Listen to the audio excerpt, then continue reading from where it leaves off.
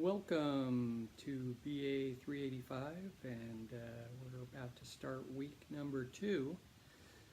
Week number 2 is, again, a little bit more of a review of some of your previous work in other classes, primarily financial accounting. And if for whatever reason you don't remember a lot of financial accounting, this will just give you a chance to go over it once again.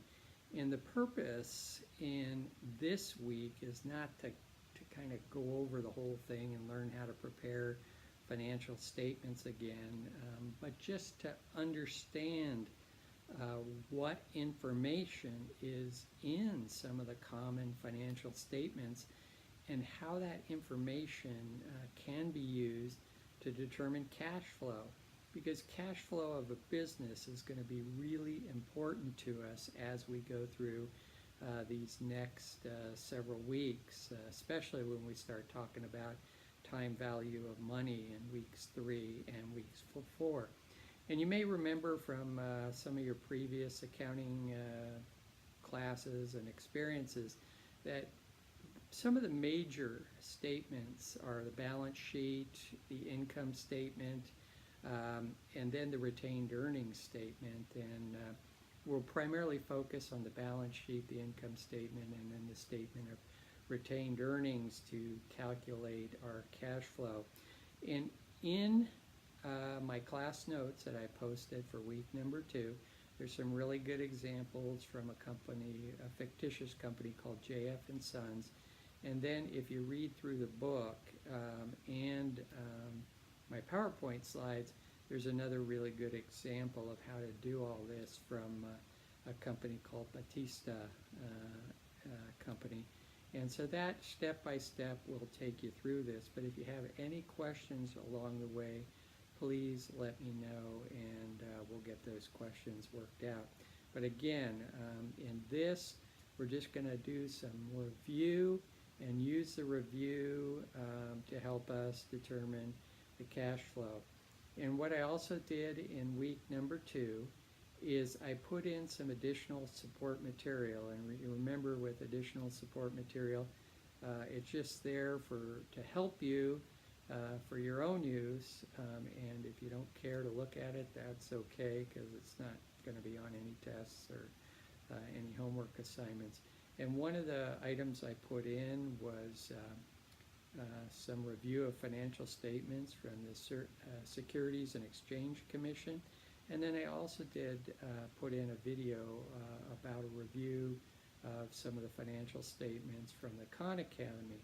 And the Khan Academy, once you get into that, if you haven't seen it already, is a really great supplemental learning tool. Because they have figured out a way of just breaking it down to the bare essence and kind of rebuilding it back up and give you a really good understanding of what's going on. Now, as I mentioned before, after this week, we're going to move on into time value of money for the 3rd week and 4th week. And time value of money is something I find absolutely fascinating. Because it gives you a real understanding of how money can potentially depreciate, how, depending upon your terms, the periods involved, the interest rates involved, the discount rates involved, how it might be better, to take a series of payments versus a lump sum, and in some cases it might be better to take a lump sum.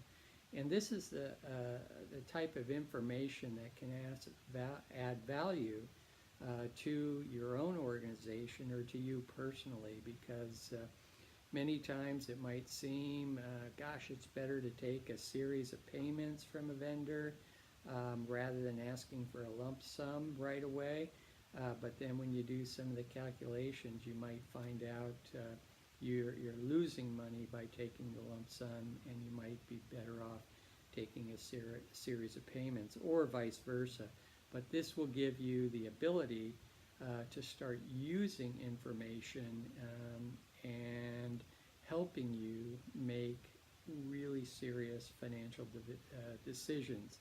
So that's why I think is one of the most exciting parts about this course, is just gaining an understanding of that, especially as you look at in your organization about how to accept cash, and then also how to take out loans in some situations. So we'll be doing that. It's important when you do this that you have a really good financial calculator. There are some that you can buy. I use Texas Instruments BA2, I believe it is, and you can buy those for about 20 or 30 bucks, or right on our My Finance Lab website there is a built-in financial calculator that you can use, and there's a series when we get to part 3 or chapter 3. There's a series of videos that go through how to use that financial calculator. You can also use an Excel spreadsheet, and again, if you look in the multimedia library of My Finance Lab, there's a whole series of videos on how to build spreadsheets in Excel. So with that, we're going to head off into week number 2. Remember, if you do want to comment on any of the class discussions, please comment by Monday night, because I'm going to have them go away as of Monday night, and then I'm going to post the next class discussion, and that will stay on Tuesday through the following Monday. So if you are going to make a comment, please make it prior to Monday night. And remember, the homework assignments are due.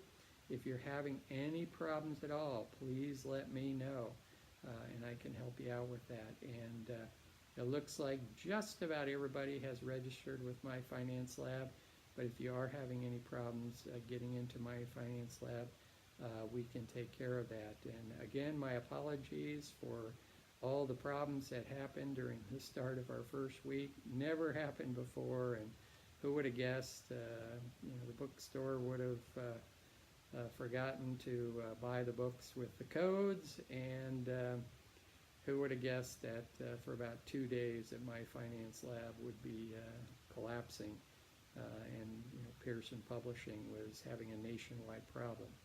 Those things happen. Fortunately, I think now they're all taken care of. But again, if you are running into any problems whatsoever, let me know. Have a good week.